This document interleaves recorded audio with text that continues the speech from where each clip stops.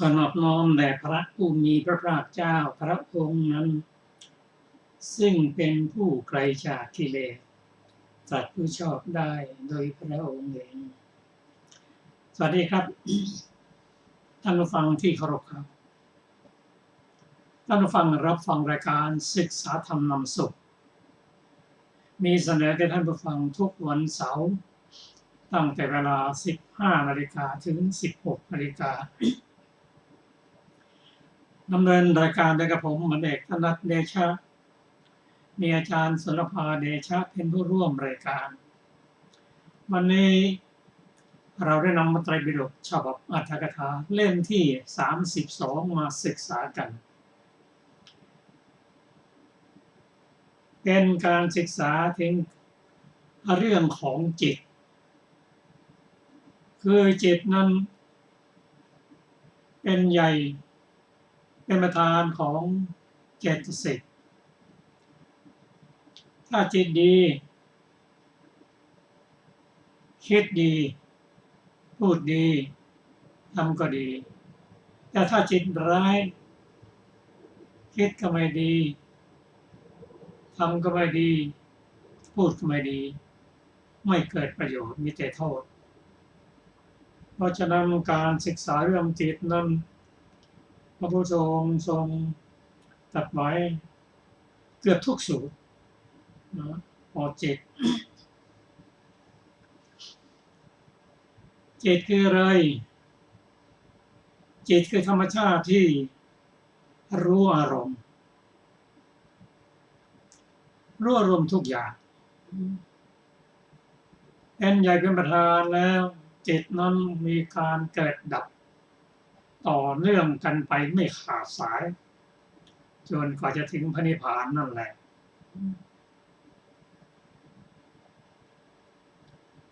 จิตนั้นมีสังขารเป็นเหตุใกล้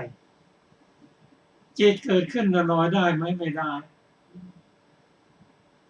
จิตจะเกิดขึ้นก็อาศัยปัจจัยเกิดขึ้นถ้าไม่มีปัจจัยจิตก็เกิดขึ้นไม่ได้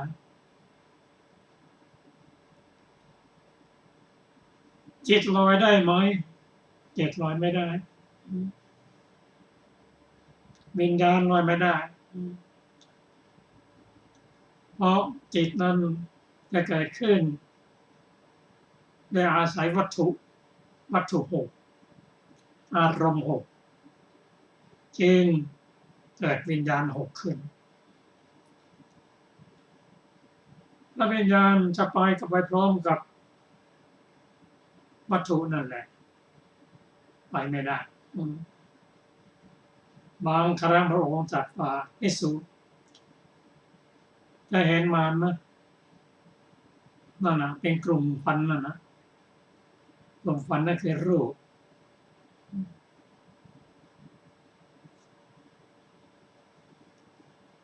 บางครั้งรูปละเอียดเรามองไม่เห็นเช่นรูปของเทวดาของพรหมรูปละเอียดถ้าจิตละเอียดจึงจะเห็น หรือไม่เทวดาหรือพรหมนั้นแสดงกายหยาบจึงได้เห็นแต่รูปกับนามนั้นในขันธ์ห้านะไปด้วยกันจะแยกออกจากกันโดดๆไม่ได้จิตนั้นจะดีหรือไม่ดีก็ขึ้นอยู่กับธรรมชาติที่ประกอบกับจิตนั้นหรือเรียกว่าเจตสิกนั้นมี52 ดวงเป็นฝ่ายบุญกุศลเสีย25 ดวง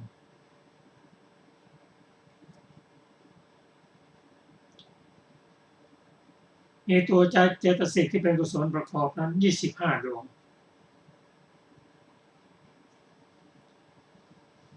ส่วนที่เป็นอกุศลนั้นมีตัวเจตสิกประกอบด้วย27 ดวงด้วยกัน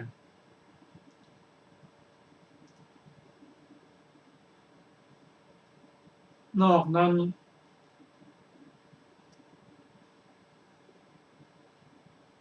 เป็นเจตสิกที่เรียกว่า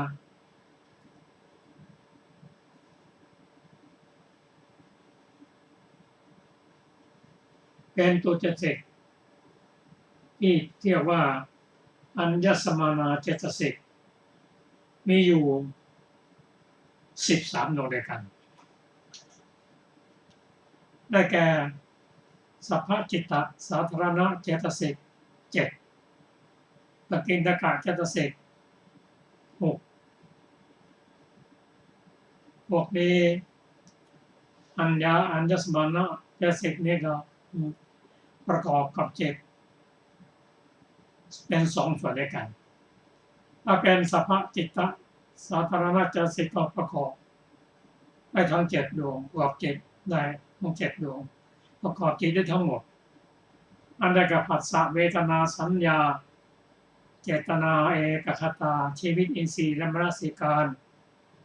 นี่ประกอบกับจิตได้ทุกดวงจะเป็นกุศลก็ได้อกุศลก็ได้ส่วนปกิณฑกะเจตสิกนั้นประกอบกับจิตเรียรายบางทีก็ประกอบได้ประกอบไม่ได้ประกอบได้เป็นบางส่วน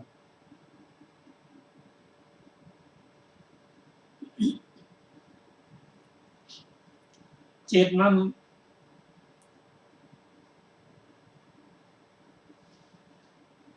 ทำหน้าที่เรื่อง14 อย่างด้วยกันและที่จะเน้นวันนี้ก็คือภวังคจิตซึ่งทำหน้าที่รักษาภพชาติจิตที่มีหน้าที่14 อย่างนั้นดวงเดียวนั่นนะทำหน้าที่14 อย่างทำหน้าที่ประสอนชิกิจนำไปเกิดทำหน้าที่ภวังค์เกิดแล้วรักษาภพชาติทำหน้าที่อวัชนะหัดแยก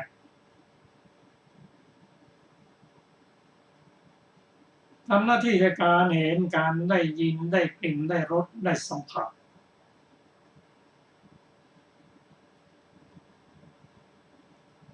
ทำหน้าที่ในสันติรณะคือสอบสวนทำหน้าที่โหวตธรรมนะคือตัดสินอารมณ์ว่าอารมณ์นี้ดีหรือไม่ดีจากโหวตธรรมนะมาจนถึงย้อนมาจนถึงจิตที่ทำหน้าที่อวัชนะ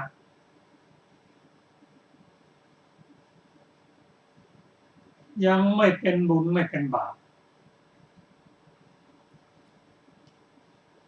เป็นกลางกลางเป็นวิบากที่จะให้ผลเท่านั้นเองเช่นจิตที่เราเห็นได้ยินได้กลิ่นได้รสได้สัมผัสทางปัญจทวารนั้นมีหน้าที่ให้ผลว่าดีหรือไม่ดี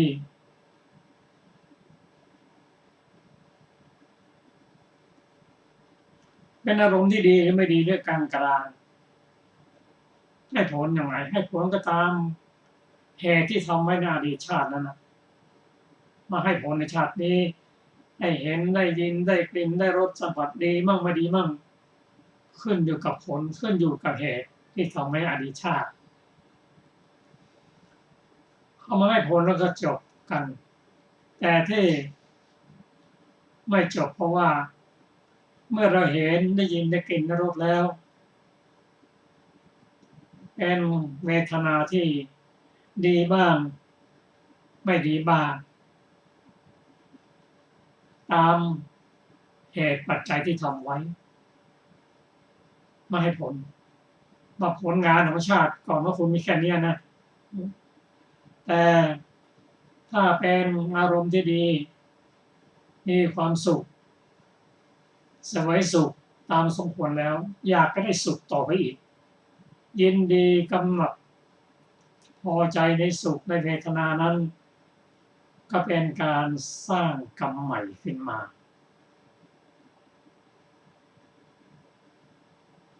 ติดใจในสุขเวทนาหลงไหลใฝ่ฝันอยากจะได้เกิดตัณหาขึ้นมาอันนี้เป็นเหตุใหม่เมื่อกระทบกับอารมณ์ที่ไม่ชอบใจก็เกลียดก็ชัง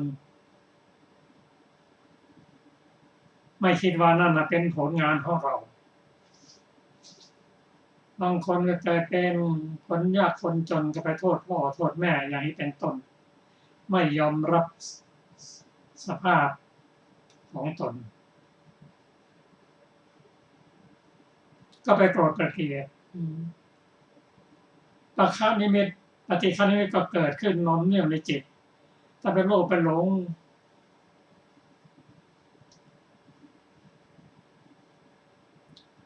ก็ไปทำให้การมราคานุสัยนอนเนื่องถ้าไม่ศึกษาถึงเหตุผลปล่อยไปก็เป็นอวิชชานุสัยนอนเนื่องเป็นเหตุใหม่เมื่อสร้างตัณหาอันเป็นโลภะตัณหาโมสะโมหะขึ้นแล้วก็เกิดไปยึดในสิ่งที่เราชอบใจหรือไม่ชอบใจนั้นเขาเรียกว่าอุปทานนี่ก็เป็นกลุ่มของโลจิกะมีโลภะและทิฏฐิอย่างแรงทิฏฐิโลภะทิฏฐิมานะไปยึดติดอย่างนั้นไม่ยอมปล่อย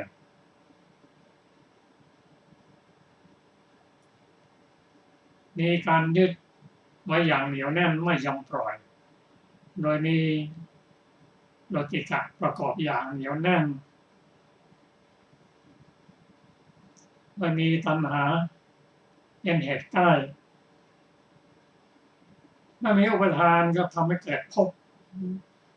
ก็มีสองอย่างกรรมภพและอุปาทิภพสร้างกรรมขึ้นมากรรมนั้นมาทำแล้วก็เก็บไว้เป็นวิบากเพื่อจะนำไปเกิดต่อไปไม่มีภพก็มีชาติชรามรณะโศกปริเทวะก็ตามมาเพราะฉะนั้นเรื่องจิตนั้นพระองค์จึงตรัสไว้ว่า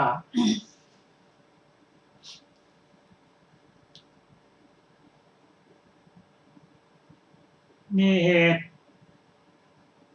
ที่ทำให้จิตเศร้าหมองไม่ผ่องใสและมีเหตุที่ทำให้จิตผ่องใส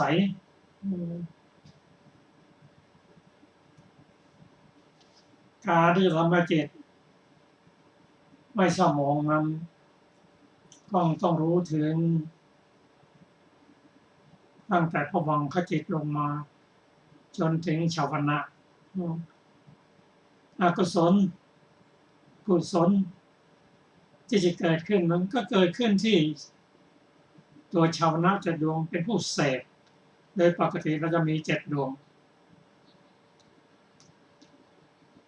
เมื่อรับ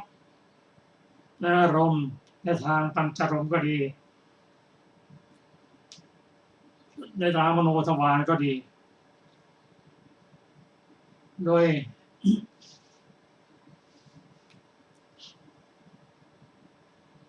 เข้าไปในจิตแล้วโมทชวนะส่งให้ชวนะรับไป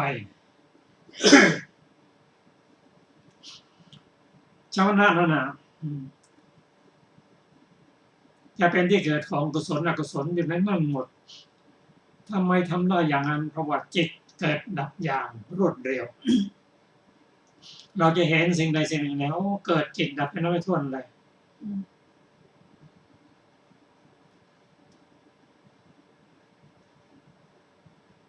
เพราะฉะนั้น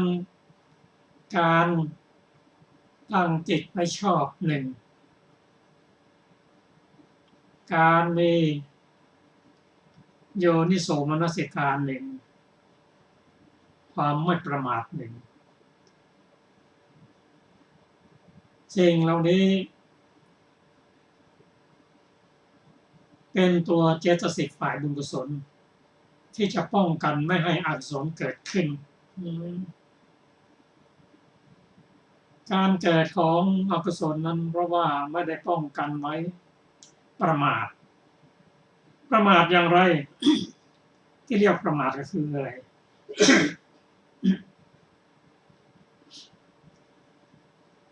คำว่าประมาทนั่นก็คือการปล่อยจิตให้เป็นไปตามอำนาจของจิตพระอรหันต์นั้นท่านกล่าวว่าบางครั้งก็ให้เป็นไปตามอำนาจของจิตบางครั้งก็ไม่ให้เป็นไปตามอำนาจของจิตการปล่อยจิตนั่นก็คือปล่อยจิตให้เป็นอิสระไม่ให้มีเจตสิกไม่คือประมาทนั่นเองจิตจะคิดอย่างไรก็ประมาท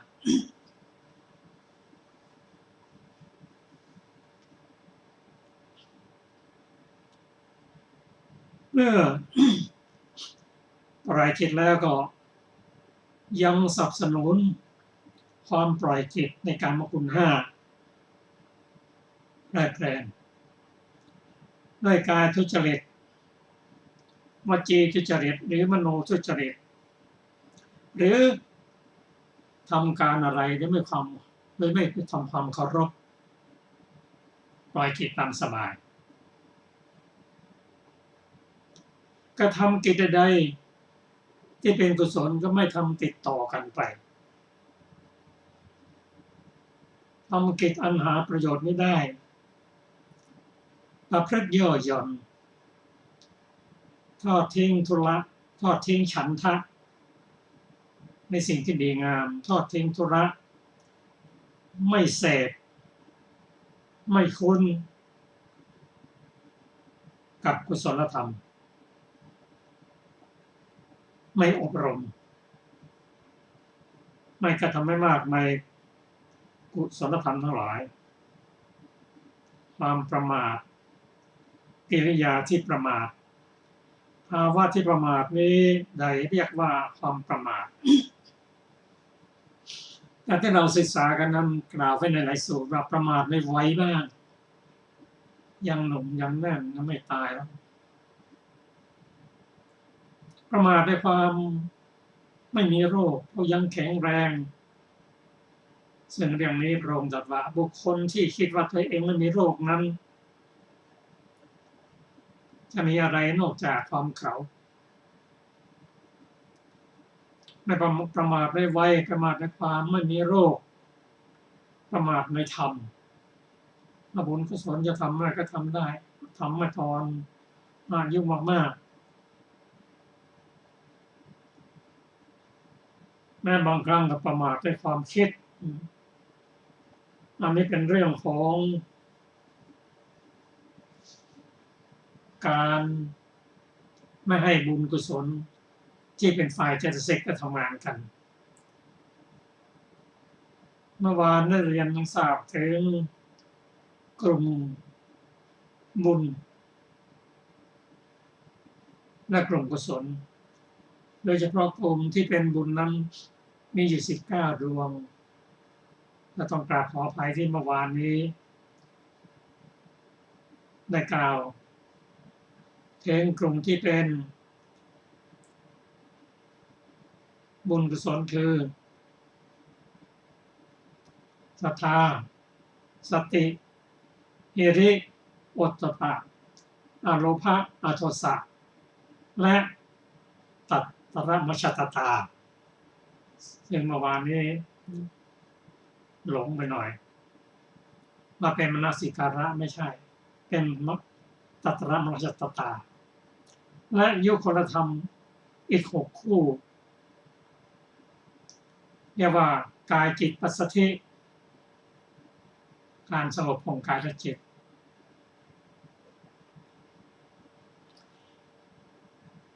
กายจิตละมุตาความเบากายจิตมุทุตาความอ่อนความอ่อนกายจิตกัมมัญญตาควรแก่การงานกายจิต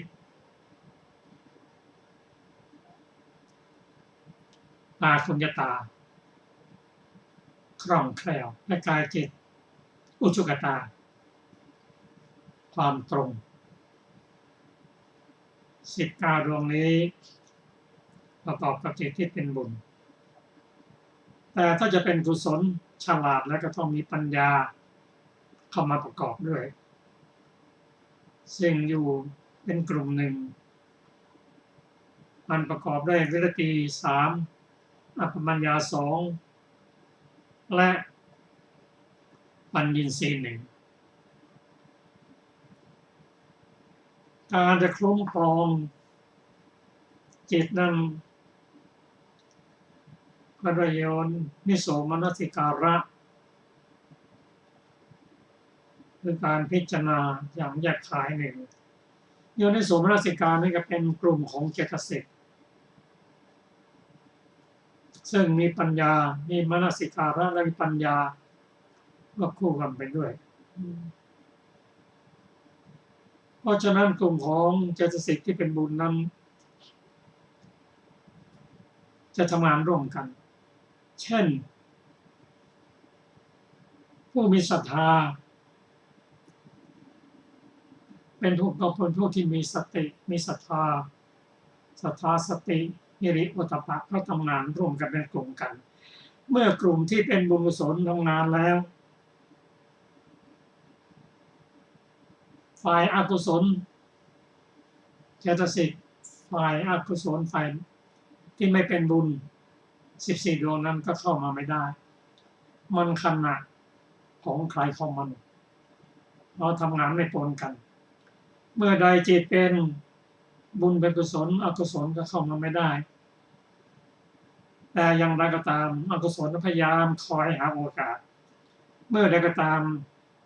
ถ้าตัวฝ่ายบุญโดยสตินั้นไม่ทำงานแล้วปล่อยจิตแล้ว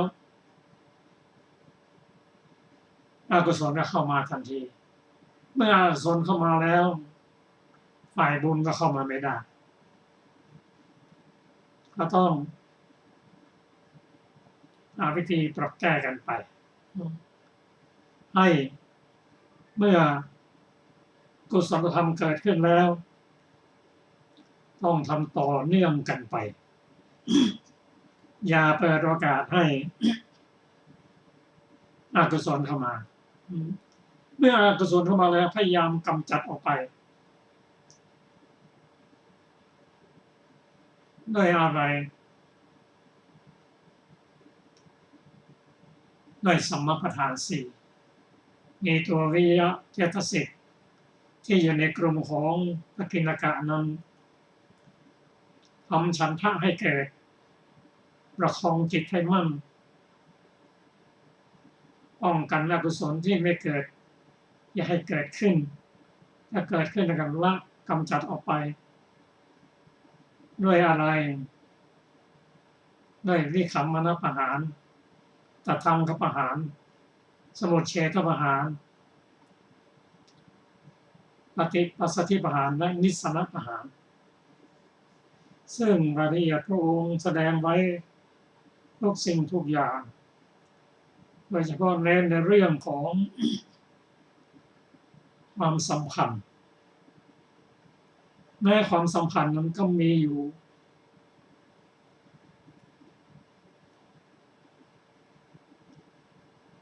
ซึ่งความสัมพันธ์นั้นมีอยู่ โดยเฉพาะคู่โลกเรียกว่าโลกธรรมแปด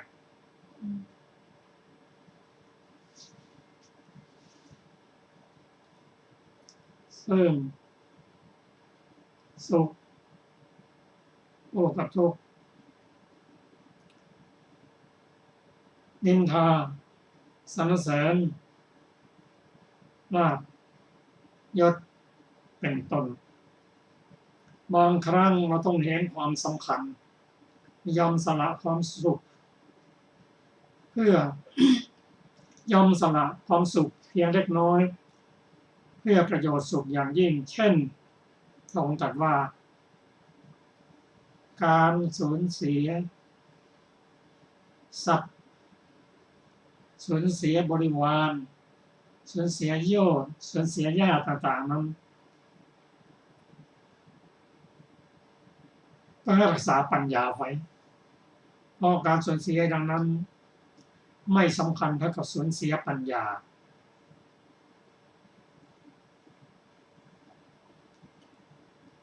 พระสูตรที่เราได้ศึกษากันมานี้เป็นพระสูตรที่เกี่ยวกับการศึกษาในหลักของอภิธรรมเป็นส่วนใหญ่คือการศึกษาเรื่องจิตเจตสิกเป็นส่วนใหญ่ส่วนรายละเอียดนั้นเราจะได้รับฟังต่อไปก็ขอเชิญอาจารย์ศิลปะครับสวัสดีค่ะท่านผู้ฟังที่เคารพทุกท่าน วันนี้เราจะมาต่อกันอีกนะคะดูก่อนภิกษุทั้งหลายเราย่อมไม่เล็งเห็นธรรมอื่นแม้อย่างหนึ่งที่เป็นไปเพื่อความเสื่อมสูญเพื่อความอันตรธานแห่งสัตธรรมเหมือนความเป็นผู้เกียจคร้านดูก่อนภิกษุทั้งหลายความเป็นผู้เกียจคร้านย่อมเป็นไปเพื่อความเสื่อมสูญเพื่อความอันตรธานแห่งสัตธรรมดูก่อนภิกษุทั้งหลายเราย่อมไม่เล็งเห็นธรรมอื่นแม้อย่างหนึ่งที่เป็นไปเพื่อความดำรงมั่นเพื่อความไม่เสื่อมสูญเพื่อความไม่อันตรธานแห่งสัตธรรมเหมือนการปรารภความเพียรดูก่อนภิกษุทั้งหลายการปรารภความเพียรย่อมเป็นไปเพื่อความดำรงมั่นเพื่อความไม่เสื่อมสูญเพื่อความไม่อันตรธานแห่งสัตธรรมดูก่อนภิกษุทั้งหลายเราย่อมไม่เล็งเห็นธรรมอื่นแม้อย่างหนึ่งที่เป็นไปเพื่อความเสื่อมสูญเพื่อความอันตรธานแห่งสัตธรรมเหมือนความเป็นผู้มากๆดูก่อนภิกษุทั้งหลายความเป็นผู้มากๆย่อมเป็นไปเพื่อความเสื่อมสูญเพื่อความอันตรธานแห่งสัตธรรมดูก่อนภิกษุทั้งหลายเราย่อมไม่เล็งเห็นธรรมอื่นแม้อย่างหนึ่งที่เป็นไปเพื่อความดำรงมั่นเพื่อความไม่เสื่อมสูญเพื่อความไม่อันตรธานแห่งสัตธรรมเหมือนความเป็นผู้มักน้อยดูก่อนภิกษุทั้งหลายความเป็นผู้มักน้อยย่อมเป็นไปเพื่อความดำรงมั่นเพื่อความไม่เสื่อมสูญเพื่อความไม่อันตรธานแห่งสัตธรรมดูก่อนภิกษุทั้งหลายเราย่อมไม่เล็งเห็นธรรมอื่นแม้อย่างหนึ่งที่เป็นไปเพื่อความเสื่อมสูญเพื่อความอันตรธานแห่งสัตธรรมเหมือนความเป็นผู้ไม่สันโดษดูก่อนภิกษุทั้งหลาย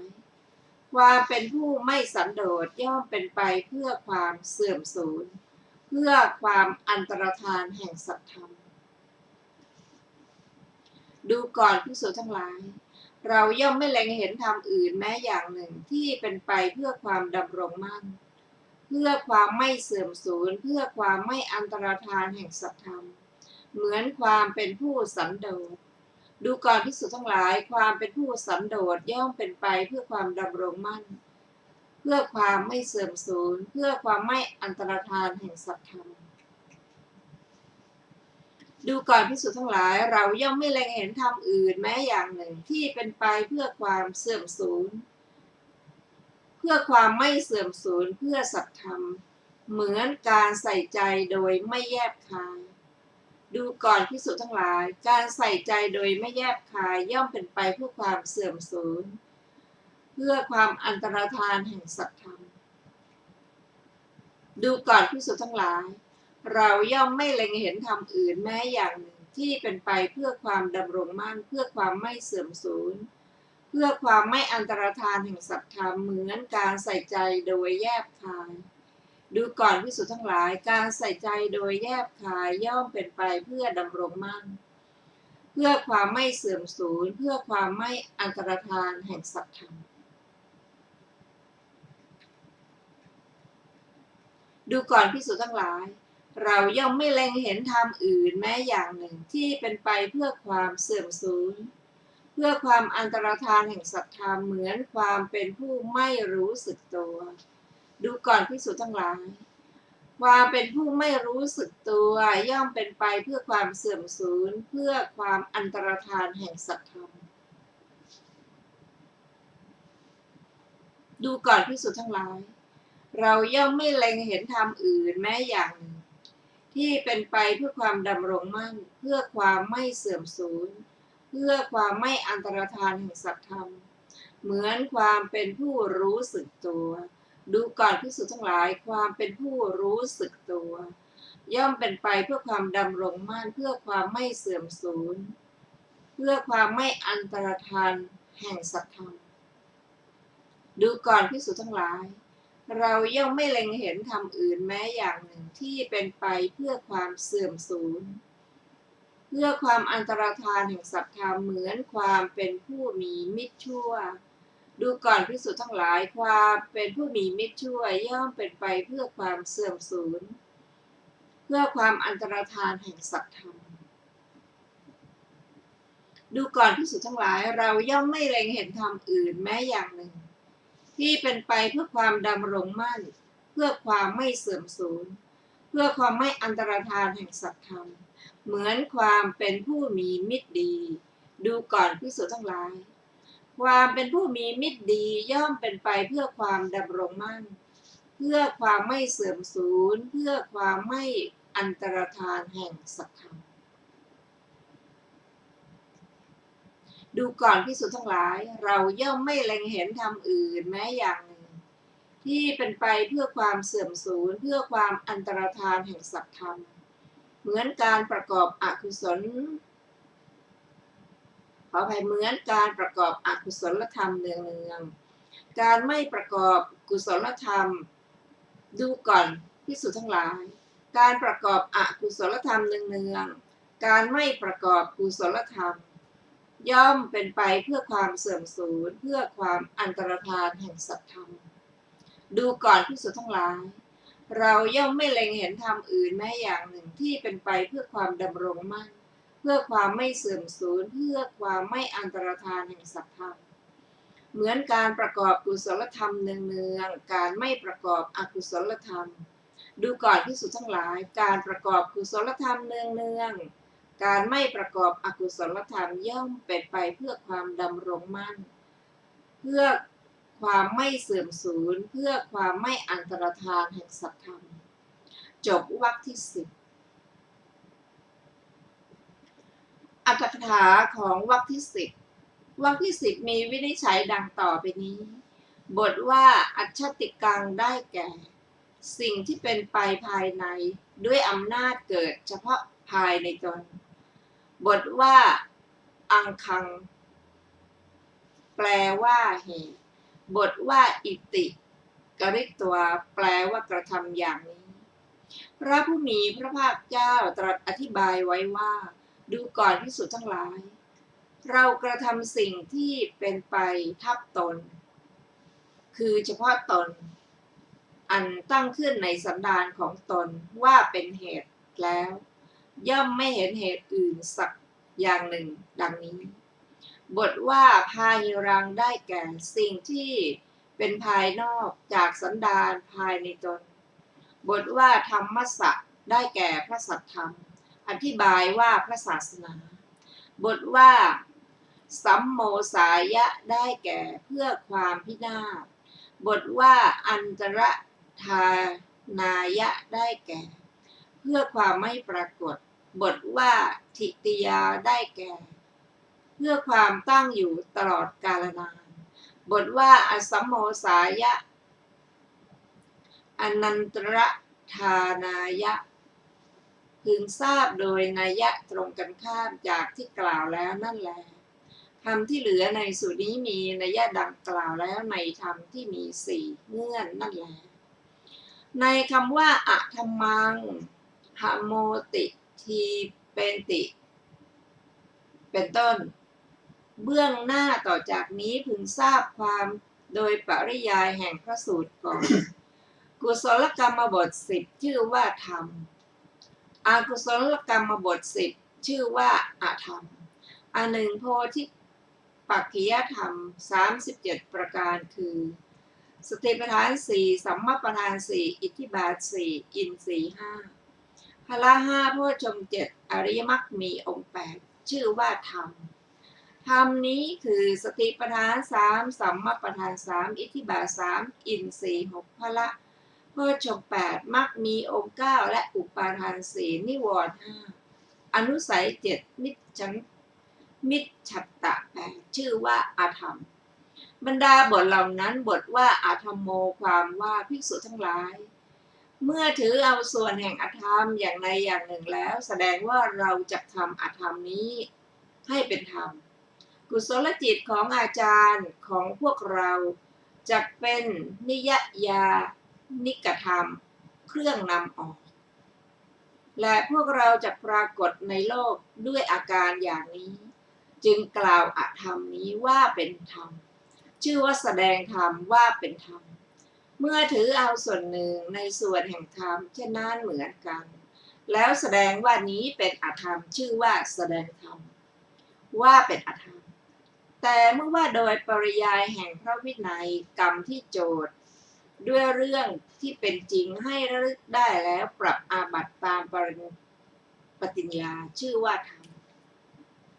กรรมที่ไม่ได้โจทย์ให้ระลึกถึงด้วยเรื่องอันไม่เป็นจริงแล้วปรับอาบัติโดยที่ไม่ได้ปฏิญญาไว้ชื่อว่าอธรรมเมื่อว่าโดยปริยายแห่งพระสูตรธรรมนี้คือการกำจัดราคะการกำจัดโทสะการกำจัดโมหะการสังวรการละการพิจารณาชื่อว่าวินัยการไม่กำจัดราคะเป็นต้น การไม่สังวรการไม่ละและการไม่พิจารณาชื่อว่าวินัยเมื่อว่าโดยปริยายพระวินัยธรรมนี้คือวัตถุสมบัติยติสมบัติอนุสาวนาสมบัติสีมาสมบัติปริสสมบัติชื่อว่าวินัยวัตถุวิบัติปริสวิบัตินี้ชื่อว่าอวินัยเมื่อว่าโดยปริยายแห่งพระสูตรคำนี้ว่าสติปัฏฐาน4สัมมาปัฏฐาน4อริยมรรคมีองค์8พระตถาคตทรงภาสิทธิ์ไว้ตรัสไว้คำนี้ว่าสติปัฏฐาน3สัมมาปัฏฐาน3อิทธิบาท3อินทรีย์6พละสัมโพชฌงค์8มรรคมีองค์9พระตถาคตไม่ได้ทรงภาสิทธิ์ไว้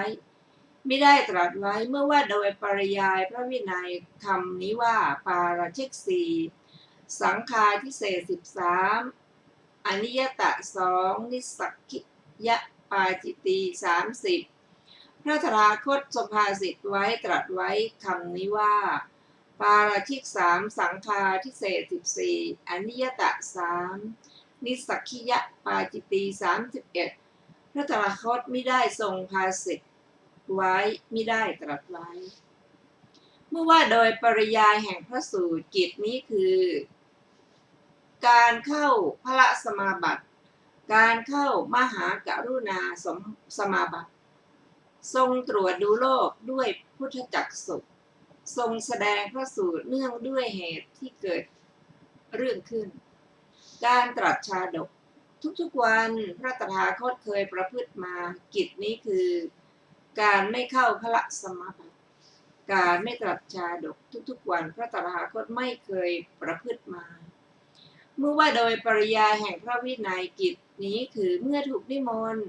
อยู่จำพรรษาแล้วต้องบอกลาจึงหลีกไปสู่ที่จาริกปวารณาแล้วจึงหลีกไปสู่ที่จาริกการกระทำปฏิสันถานก่อนกับด้วยภิกษุผู้อาคันตุกะ พระตถาคตเจ้าเคยประพฤติมา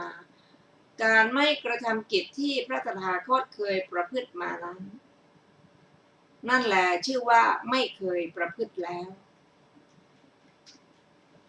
เมื่อว่าโดยปริยายแห่งพระสูตรสติปัฏฐานสี่อริยมรรคมีองค์8นี้ชื่อว่าพระตถาคตทรงบัญญัติสติปัฏฐาน3มรรคมีองค์9นี้ชื่อว่าตถาคตไม่ทรงบัญญัติไว้เมื่อว่าโดยปริยายแห่งพระวินัยปาราชิก4นิสสักคียปาจิตตี30นี้ชื่อว่าตถาคตทรงบัญญัติปาราชิก3นิสสักคียปาจิตตี31นี้ชื่อว่าตถาคตไม่ทรงบัญญัติไว้ก็ในคำที่ตรัสไว้ในที่สุดแห่งสูตรทั้งปวงว่าก็ภิกษุเหล่านั้นย่อมยังธรรมนี้ให้อันตรธานไปนั้นชื่อว่าอันตรธานมี5อย่างคืออธิคมะอันตรธานอันตรธานแห่งการบรรลุหนึ่งปฏิปติอันตรธานอันตรธานแห่งการปฏิบัติหนึ่งปริยติอันตรธานอันตรธานแห่งปริยัติหนึ่งลิงคะอันตรธานอันตรธานแห่งเพศหนึ่ง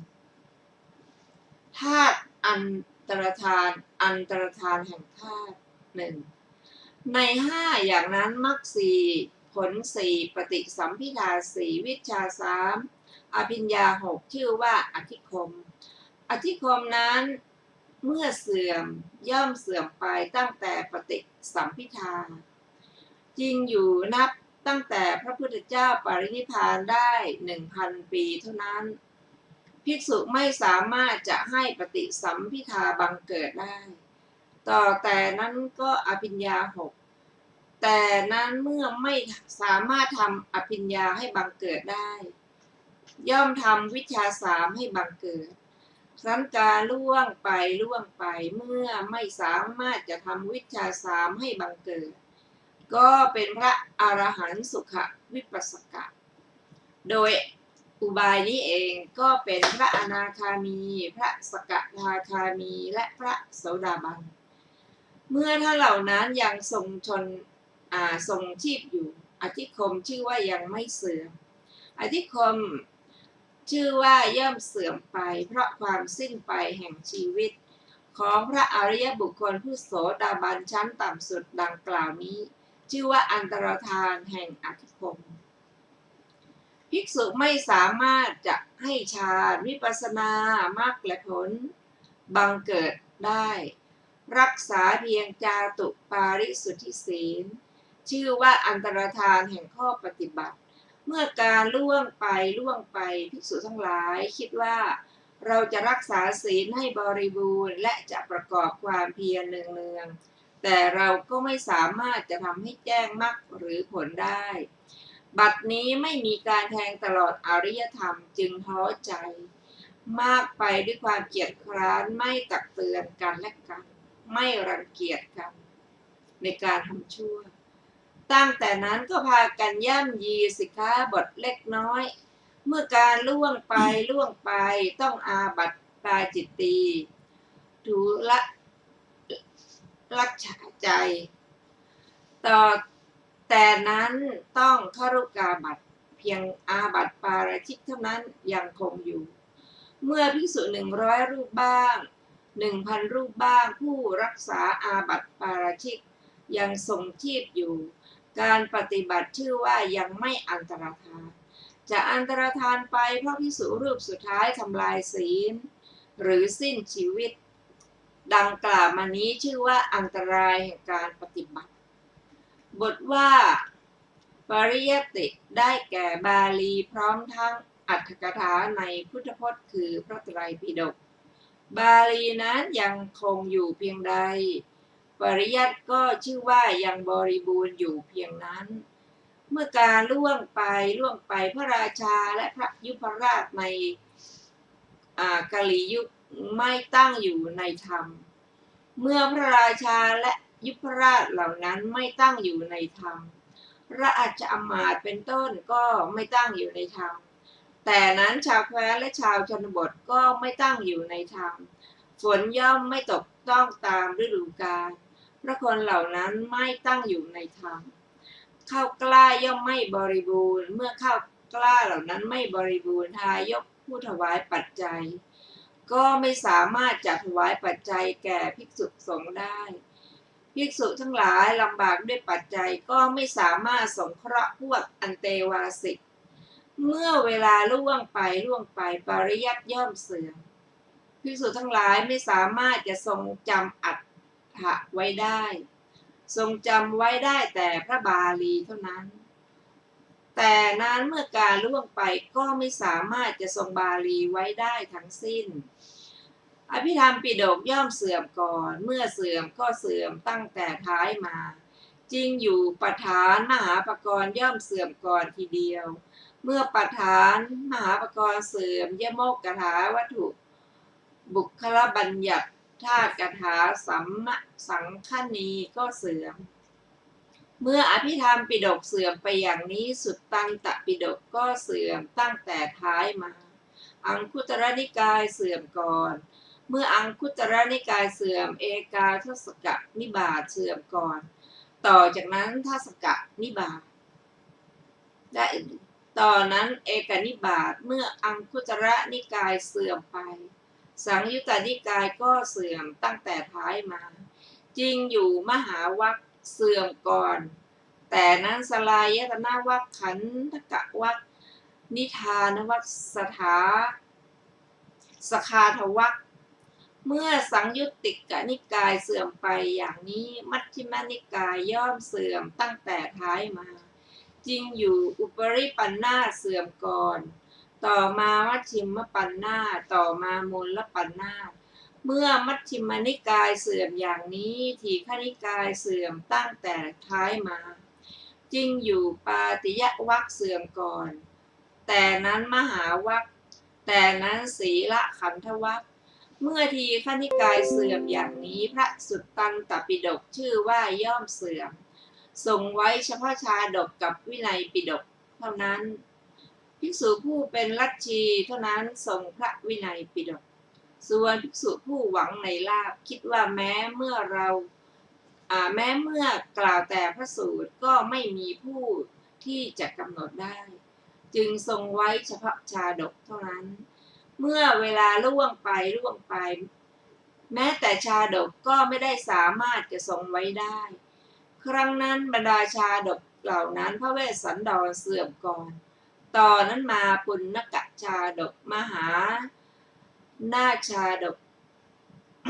มหานารถชาดกเสื่อมไปโดยย้อนลำดับในที่สุดอปันนกชาดกก็เสื่อมเมื่อชาดกเสื่อมไปอย่างนี้ภิกษุทั้งหลายย่อมทรงไว้เฉพาะพระวินัยปิฎกเท่านั้นเมื่อการล่วงไปก็มิสามารถจะทรงไว้ได้แม้แต่พระวินัยปิฎกแต่นั้นก็เสื่อมตั้งแต่ท้ายมาคัมภีร์บริวารเสื่อมก่อนต่อแต่นั้นขันธกะภิกษุณีวิภังก็เสื่อมแต่นั้นก็ทรงไว้เพียงอุโบสถขันธกะเท่านั้นตามลำดับแม้ในการนั้นปริยัติก็ชื่อว่ายังไม่เสื่อมมีคาถา4 บาทยังหมุนเวียนอยู่ในหมู่มนุษย์เพียงใดปริยัติก็ชื่อว่ายังไม่อันตรธานเพียงนั้นในการนั้นพระราชาผู้มีศรัทธาเลื่อมใสทรงให้ใส่ถุงทรัพย์100,000ลงในพระอบทองตั้งบนคอช้างแล้วให้ตีกลองร้องประกาศไปในพระนครว่าชนผู้รู้คาถา4 บทที่พระพุทธเจ้าตรัสแล้วจงถือเอาทรัพย์100,000นี้ไป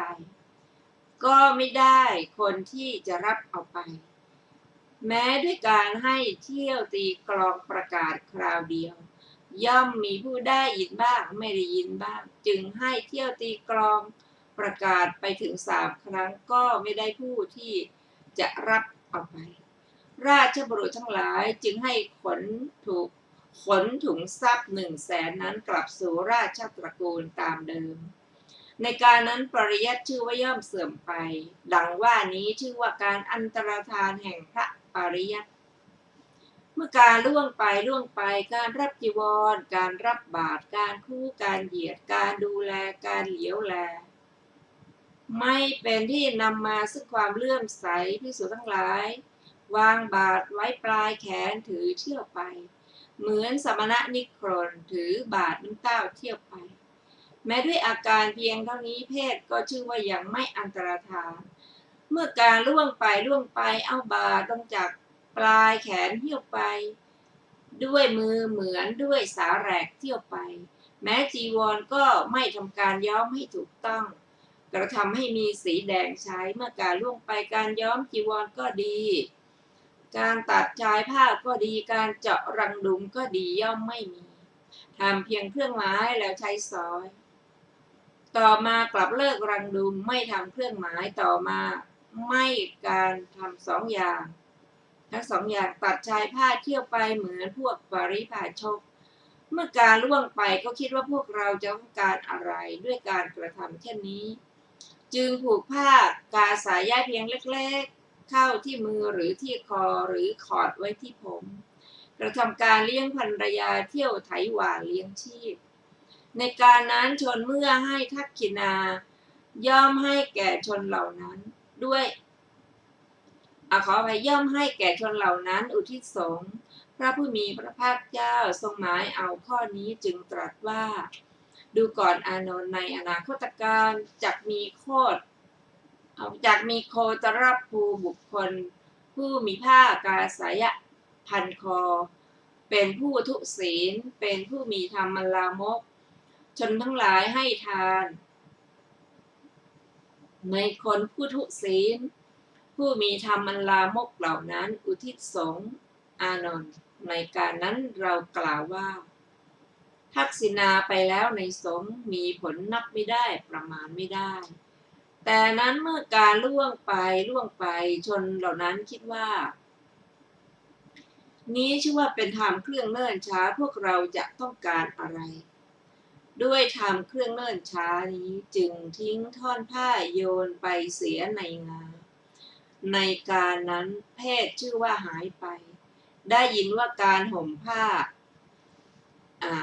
ชาวเที่ยวไปเป็นจารีตของคนเหล่านั้นมาแต่ครั้งพระกัสสปะทศพลดังว่านี้ชื่อว่าการอันตรธานไปแห่งเพศชื่อว่าอันตรธานไปแห่งธาตุพึงทราบอย่างนี้ปรินิพพานมี3คือกิเลสปรินิพพานการปรินิพพานแห่งกิเลสขันธ์ธาตุปรินิพพานการปรินิพพานแห่งขันธ์ธาตุปรินิพพานการปรินิพพานแห่งธาตุบรรดาปรินิพพาน3อย่างนั้นกิเลสปรินิพพานได้มีที่โพธิบัลลังก์ขันธ์ธาตุปรินิพพานได้มีที่กรุงกุสินาราธาตุปรินิพพานจักมีในอนาคตจักมีอย่างไรคือครั้งนั้นธาตุทั้งหลายที่ไม่ได้รับสักการะและสัมมานะในที่นั้นๆก็ไปสู่ที่มีสักการะและสัมมานะด้วยกำลังอธิษฐานของพระพุทธเจ้าทั้งหลายเมื่อการล่วงไปสักการะและสัมมานะก็ไม่มีในที่ทั้งปวงเวลาพระศาสนาเสื่อมลงพระธาตุทั้งหลายในตามพระปัญญิทวีปนี้จักประชุมกันแล้วไปสู่มหาเจดีย์จากมหาเจดีย์ไปสู่นาคเจดีย์แต่นั้นจักไปสู่โพธิบัลลังก์พระธาตุทั้งหลายจักนาคพิภพบ้างจากเทวโลกบ้างจากพรหมโลกบ้างจักไปสู่โพธิบัลลังก์แห่งเดียวพระธาตุแม้ประมาณเท่าเมล็ดพันธุ์ผักกาดจักไม่หายไปในระหว่างพระธาตุทั้งหมดจักประชุมกันที่มหาโพธิมันทสถานแล้วรวมเป็นพระพุทธรูปแสดงพุทธสรีระประทับนั่งขัดสมาธิณโพธิมันทสถานมหาปุริสลักษณะ32อนุพยัญชนะ80พระรัศมีประมาณวาหนึ่งทั้งหมดครบบริบูรณ์ทีเดียวแต่นั้นจากการทำปาฏิหาริย์แสดงเหมือนในวันแสดงยมกปาฏิหาริย์ในการนั้นชื่อว่าสัตว์ผู้เป็นมนุษย์ไม่มีไปในที่นั้นก็เทวดาในหมื่นจักรวาลประชุมกันทั้งหมดพากันครวญคร่ำรำพันว่าวันนี้พระทศพลจะปรินิพพานจำเดิมแต่บัดนี้ไปจักมีแต่ความมืดลำดับนั้นเตโชธาตุลุกโผล่ขึ้นจากพระสรีระ ทำให้พระสรีระนั้นถึงความมหาบัญญัติมิได้ เปลวไฟที่โผล่ขึ้นจากพระสรีระพุ่งขึ้นจนถึงพรหมโลก เมื่อพระธาตุแม้สักเท่าเมล็ดพันธุ์ผักกาดยังมีอยู่ ก็จะมีเปลวเพลิงอยู่เปลวหนึ่งเท่านั้น เมื่อพระธาตุหมดสิ้นไปเปลวเพลิงก็จะหายไป พระธาตุทั้งหลายแสดงอานุภาพใหญ่อย่างนี้แล้วก็อันตรธานไป ในการนั้นหมู่เทพกระทำสักการะด้วยของหอม ดอกไม้และดนตรีทิพย์เป็นต้น เหมือนในวันที่พระพุทธเจ้าทั้งหลายปรินิพพาน กระทำประทักษิณ3 ครั้งถวายบังคมแล้วกราบทูลว่าข้าแต่พระผู้มีพระภาคเจ้าพวกข้าพระองค์จักได้เห็นพระพุทธเจ้าผู้เสด็จอุบัติขึ้นในอนาคต ดังนี้แล้วก็กลับไปที่อยู่ของตนนี้ชื่อว่าอันตรธานแห่งพระธาตุท่านผู้ฟังที่เคารพเข้าวันนี้รายการศึกษาธรรมนำสุขก็ได้หมดเวลาลงแล้วขอขอบพระคุณทุกท่านที่ได้ร่วมศึกษาด้วยกันเราจะมาพบกันใหม่ในวันศุกร์หน้าเวลา 14 นาฬิกาเป็นต้นไปขอมีความสุขสวัสดีเจริญในธรรมยิ่งวันนี้สวัสดีค่ะ